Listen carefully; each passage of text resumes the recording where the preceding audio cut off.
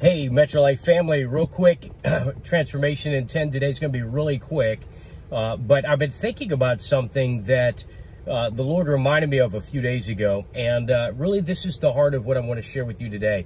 Almost 3 years ago, the Lord dropped a word in my spirit, and for those of you part of our church back at the time, this was like the fall of 2018, the Lord dropped something in my spirit, and what he said to me one day coming into the office was, "You can trust the grace of God." And I shared that publicly at the time and did some teaching on it.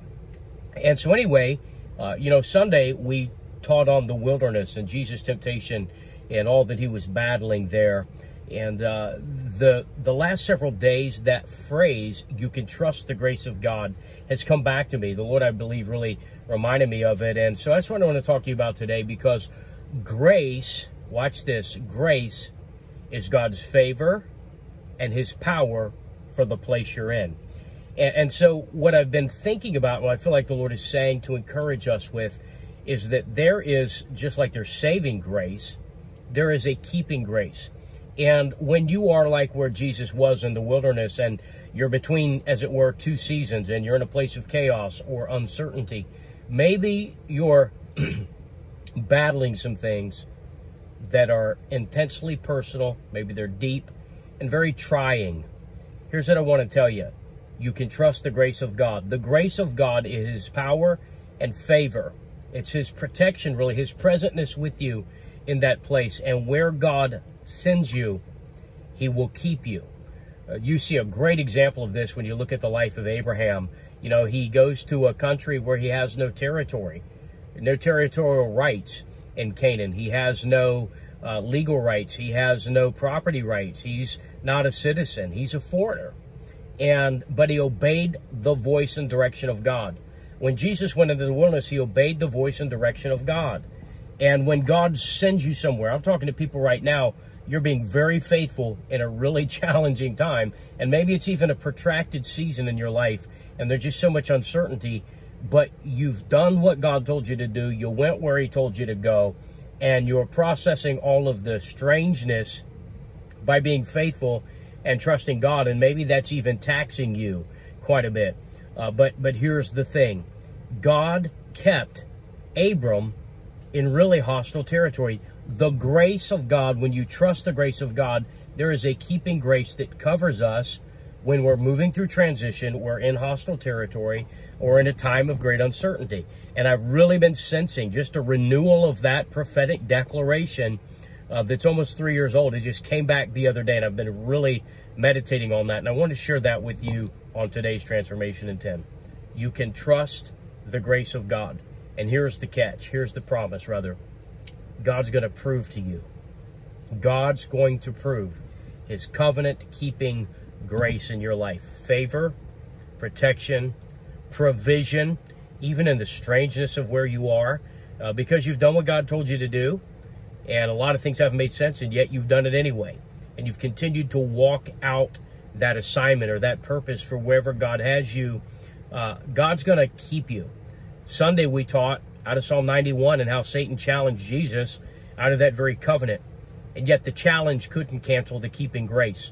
With the wild beasts battling Satan, the territorial and atmospheric changes that Jesus experienced, and the harassment and the demonic warfare he was experiencing, the grace of God kept him.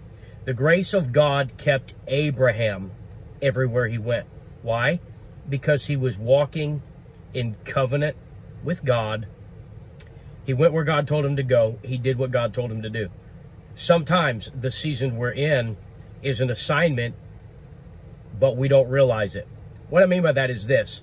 There's one thing when God tells you, go here and do this, and you have clear direction, and you know the Lord has challenged you to walk at a level of obedience, and you've done that, and we know when God has assigned us in that way. But sometimes there are assignments on our life that are more subtle, and what I mean by that is God's doing something that he's not yet told you about. He has sent you into a season, a scenario, a situation, but you didn't know it was him who sent you there. It just happened. Like Joseph going into Egypt. He didn't know God sent him there.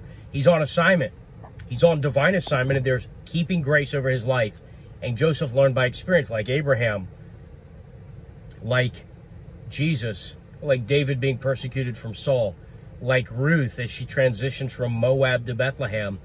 There is a keeping grace. So maybe you're in a season that's an assignment, but the Lord didn't tell you it's an assignment. Maybe you haven't perceived it as that. You're just doing what you got to do. And the Lord has laid that on you as a cross, as a burden, as an assignment for whatever reason that he's working out in your life. It's an assignment and it's a season. It's not a sentence, but you're walking it out under the auspices of the keeping grace of God. So I want to encourage you to that. You can trust the grace of God. The Lord himself is going to prove himself faithful, and his grace, his favor, his presentness, his protection, his provision, his goodness is going to protect you.